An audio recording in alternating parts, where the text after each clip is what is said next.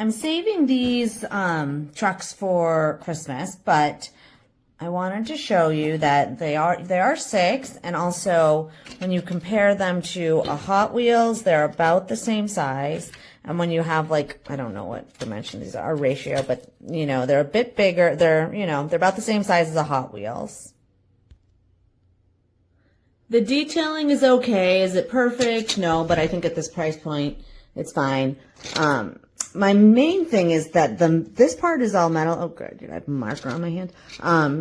But the dumper parts and all the movable parts are all plastic.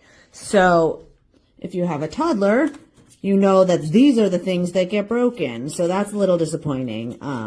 But they all do move, and, you know, they do what they say they do. Are these going to last forever? No. I'd be surprised if this dump truck part makes it to New Year's, but overall, they're fine. I think, you know, you kind of get what you pay for here, and these definitely function, and I think they're great for the toddler set.